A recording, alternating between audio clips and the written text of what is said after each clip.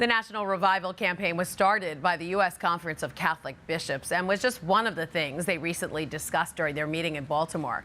Here to talk more about the Fall Assembly, fresh back from Baltimore himself, is the national correspondent for the Tablet and Crux, John Lavenberg. Hi, John. Hi, Christine. So, John, we know we got an update on the big events surrounding the National Eucharistic Revival, which is the National Eucharistic Congress. So what can people who head to Indianapolis next year expect? Yeah, so 9 months out this week, the Congress really divulged some of those details of what participants can expect that week. So that first 3 days of the Congress, that Wednesday through Friday, they talked about it's going to be a lot of events, a lot of speakers, and those will culminate with Mass, adoration, and confession at night.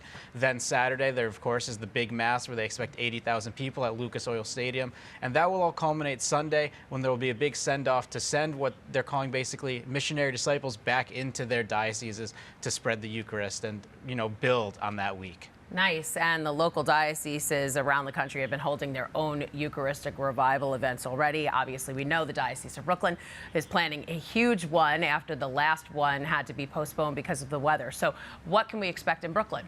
That's right. And one thing that really came out in conversation this week was how much these local congresses really benefited the diocese and really sent the Eucharist out into the diocese, and there was a real spiritual energy that came from it. So the same thing can be expected from the Diocese of Brooklyn. It's going to be a huge event, and that spiritual energy is expected to go all around the diocese. Yeah, they're saying bigger and better than the last one. So finally, John, the bishops talked about their national mental health campaign. I know it sparked a lively discussion among the prelates. So what did they say about it? Yeah, they talked about the fact that there's a dire mental health crisis in the U.S., and that really spurred the discussion. They talked about young people, the isolation they're facing with social media, on their phones, and just the polarization of society in general, but also a lack of resources that exist in different areas for people to access the mental health resources and help that they need. So that spurred a lively discussion, and they're hoping that this mental health campaign can be them doing their part to help address this crisis and better all of society.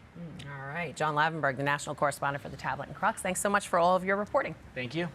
All right. For more information on the National Eucharistic Revival, just go to eucharisticrevival.org. You can also read more of John's reporting on the bishops' meeting in Baltimore online. That's at thetablet.org. Hi, I'm Christine Persichetti, anchor of Currents News. If you like what you saw, please hit the like button on this video. And if you want to see more content just like it, subscribe and click on the bell for notifications.